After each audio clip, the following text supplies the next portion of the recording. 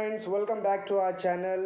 मैं हूं श्रीकांत और आज का टॉपिक है हमारा कैंडल स्टिक चार्ट्स क्या होते हैं। यस फ्रेंड्स, हम आज जानेंगे कि कैंडल स्टिक चार्ट क्या होते हैं। पिछले वीडियो में वैसे हमने कम्प्लीटली देखा था कि चार्ट्स किस किस प्रकार के होते हैं। तो इस वीडियो में हम जानेंगे कि स्पेसिफिकली कैंडल चार्ट क्या होते हैं और उनका यूज़ कैसे होता है, राइट। तो आइए फ्रेंड्स शुरू करते हैं। स्टॉक चार्ट जो है वो एक ग्रेट टूल रहता है टेक्निकल एनालिसिस के लिए। आप स्टॉक मार्केट में जब कभी भी एनालिसिस करना चाहते हो तो बहुत सारे जो एनालिसिस्ट है वो स्टॉक चार्ट्स से ही देखकर पता करते हैं कि स्टॉक की दिशा क्या होगी, स्टॉक किस मोमेंट में जा सकता है।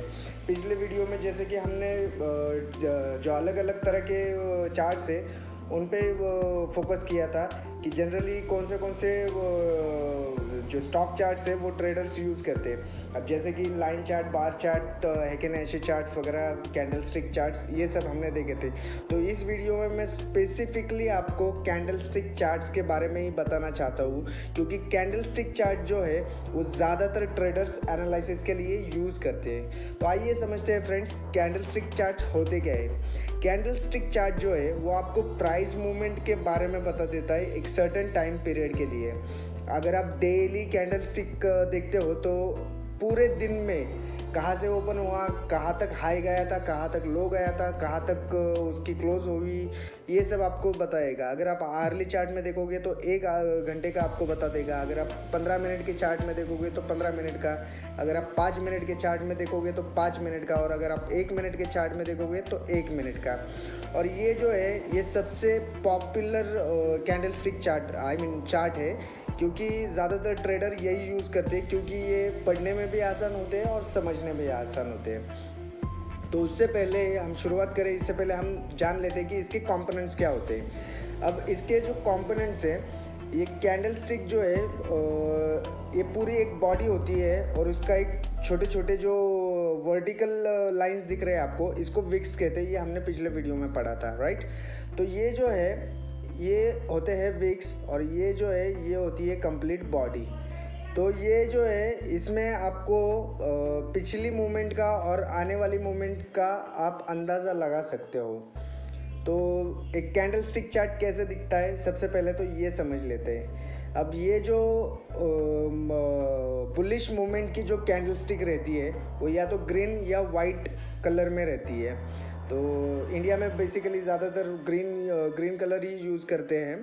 तो ग्रीन कलर की जो कैंडल स्टिक है उसका जो क्लोज है वो कभी भी ऊपर रहता है, ठीक है। ये जो मार्क है ये आपका क्लोज हो गया और ये आपका ओपन हो गया, ठीक है। तो मतलब यहाँ से प्राइस ओपन हो गई और यहाँ पे जाके क्लोज हो गई।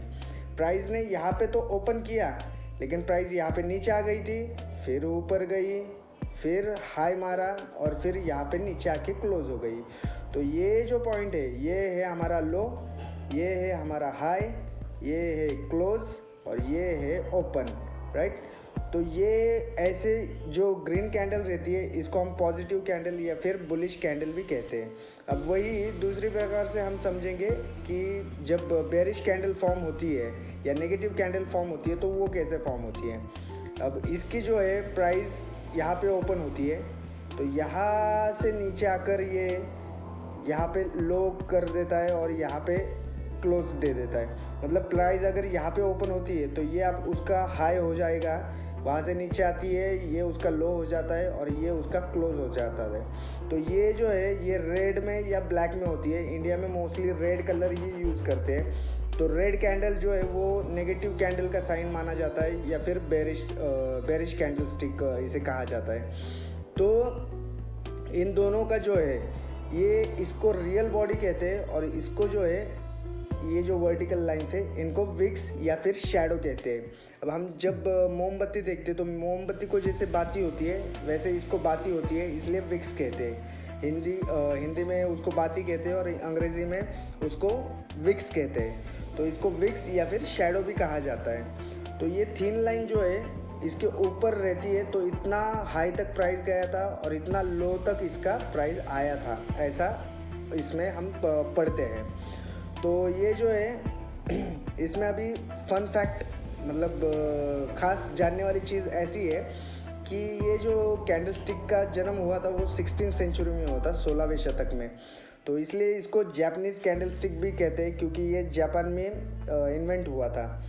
अब हम ये समझ लेते हैं कि कैंडल स्टिक चार्ट को पढ़ना कैसे है हमें। तो कैंडल स्टिक चार्ट जो है आपको तो पता है, अभी ओपन, क्लोज, हाई, लो, ये इन सब का मिलाकर वो कैंडल स्टिक बनता है। तो कैंडल स्टिक जो है स्पेसिफिक टाइम फ्रेम के लिए आपको उसका जो प्राइस मूवमेंट है, अगर आप 5 मिनट का लेते हो तो 5 मिनट में वो प्राइस कहाँ तक मूव हुआ, मतलब कितने हाई तक गया, कहाँ पे ओपन हुआ, कितने लो तक गया और कहाँ पे क्लोज हुआ फाइनली, तो वो सब आपको पर्टिकुलर टाइम फ्रेम के लिए बता देता है। तो आप अपना टाइम फ्रेम अपने हिसाब से सेट कर सकते हो। अब जैसे कि इंट्राडे के लिए काफ़ी सारे लोग जो है वो 1 मिनट से लेकर 15 मिनट तक या अर्ली चार्ट पे भी पोजीशन ले लेते हैं। तो ऐसे ही है, आप अपना जो सूटेबल टाइम पीरियड है उस हिसाब से आप उसे यूज़ कर सकते हो। तो अभी इसके जो पैटर्न्स है, कैंडल स्टिक के पैटर्न, ये पैटर्न समझना बहुत ज़रूरी है। अब जैसे कि कुछ बुलिश पैटर्न्स है, कुछ बेरिश पैटर्न है। तो बेरिश पैटर्न में कैसे कैसे आते हैं, तो बेरिश पैटर्न में आपको जो उसके जो सेंटिमेंट्स है उस सेंटिमेंट्स समझ में आएंगे कि इस पर्टिकुलर टाइम के दौरान इन्वेस्टर के सेंटिमेंट्स क्या थे। तो आपको डिमांड और सप्लाई जो है वो, और भय और लोभ जो है, ये समझ में आ जाएगा अगर आप एक बार कैंडल स्टिक पैटर्न समझ लेते हो। तो बुलिश कैंडल स्टिक पैटर्न जो है उसमें कुछ रिकग्नाइजेबल पैटर्न रहते हैं, वो हम समझ लेते हैं। तो बुलिश में सबसे पहला कैंडल स्टिक पैटर्न है hammer candle stick pattern. Hammer मतलब हथौड़ा। अब यहाँ पे आप देख सकते हो ये जो है ये हैमर टाइप बना है। तो ये ग्रीन भी हो सकता है या फिर रेड भी हो सकता है, और नीचे जो है हथौड़े की जो डंडी रहती है वो डंडी के जैसा शेप बना है, इसलिए इसको हैमर कैंडल स्टिक पैटर्न कहते हैं। अब इसमें जो है ये बॉडी जो है आपकी, वो बॉडी से कई गुना, 3 से 4 गुना लंबा इसका विक रहता है। तो इसमें आपको एक बुलिश मूवमेंट पता चलता है, क्योंकि यहाँ पे देखिए बायर्स ने प्राइस को मूव किया है जबकि सेलर्स इतना मूव नहीं कर पा रहे। और ये आपको जब लॉन्ग बेरिश ट्रेंड रहेगा, अब यहाँ से प्राइस नीचे आ रही थी, उसी के बीच में इसने ऐसा बुलिश हैमर बनाया। तो अगर बुलिश हैमर बनाता है तो यहाँ से प्राइस डायरेक्टली ऊपर जाती है, राइट। तो ये एक पहला पैटर्न हो गया। उसके बाद दूसरा जो है इन्वर्टेड हैमर पैटर्न, मतलब ये उसी तरह है हैमर पैटर्न, लेकिन ये जो है उल्टा रहता है। ये यहाँ पे उसकी डंडी आ गई और नीचे इसका हथौड़े का नोब आ गया, ठीक है। अब ये भी आपको जब कोई लॉन्ग बेरिश ट्रेंड दिखा होगा, उसके बाद अगर ऐसी कैंडल फॉर्म होती है तो इसका मतलब यहाँ से जो ट्रेंड है वो रिवर्स होने वाला है। तो ये आपके लिए जानना बहुत ज़रूरी हो जाता है।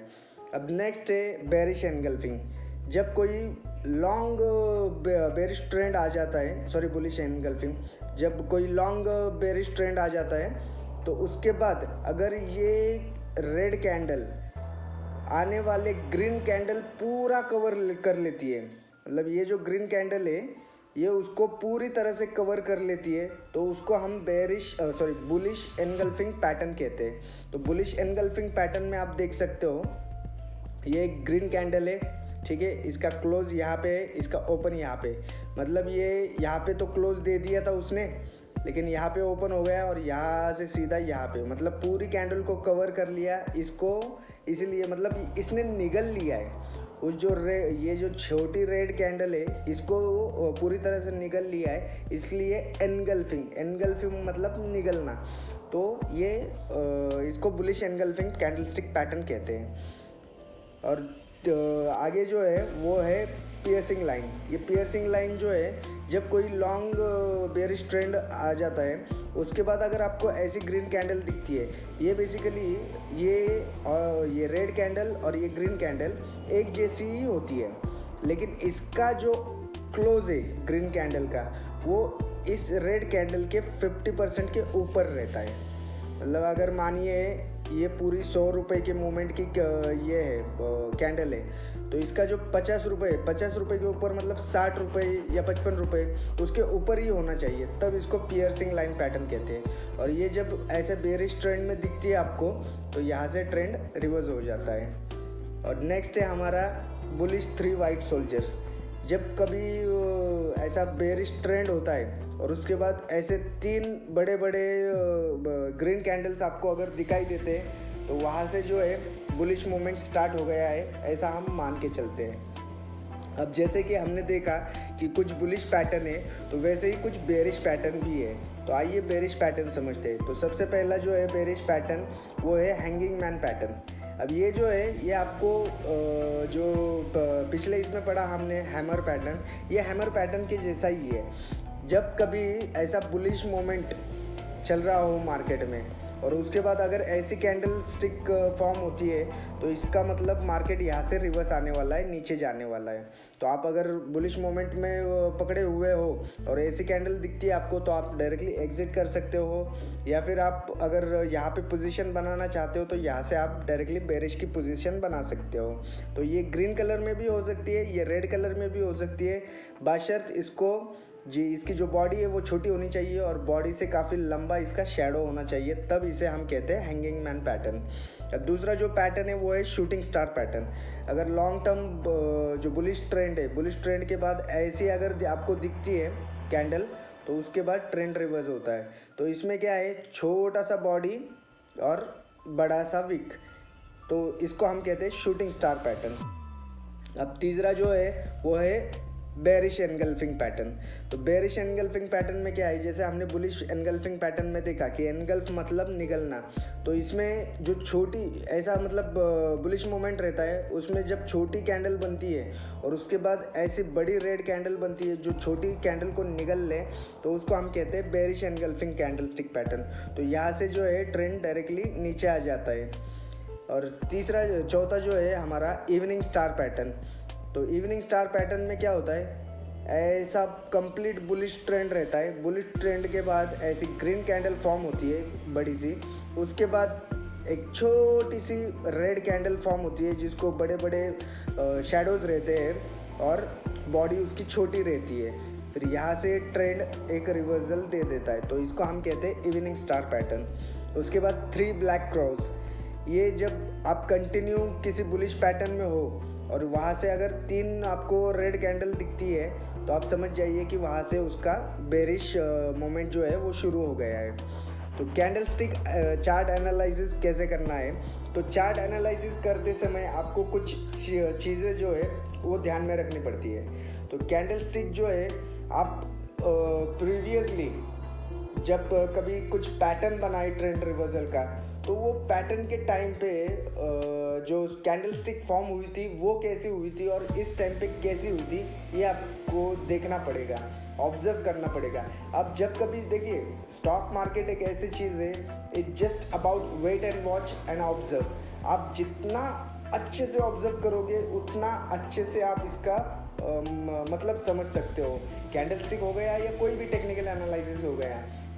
और सबसे बड़ी बात तो यही होती है कि पिछली बार, मतलब मैंने पिछली बार भी बताया था आपको कि हिस्ट्री रिपीट इटसेल्फ, तो इतिहास जो है वो फिर से दोहराता है। तो यही चीज़ आपको ध्यान में रखनी है। जब कभी अगर कोई सपोर्ट या लेवल पे आ जाता है, सपोर्ट लेवल पे या रेजिस्टेंस लेवल पे स्टॉक आ जाता है और वहाँ पे अगर कोई ऐसी कैंडल स्टिक फॉर्म हो जाती है जो ट्रेंड रिवर्सल बता दे, तो आपको सतर्क रहना है या फिर आपकी पोजीशन बनानी है।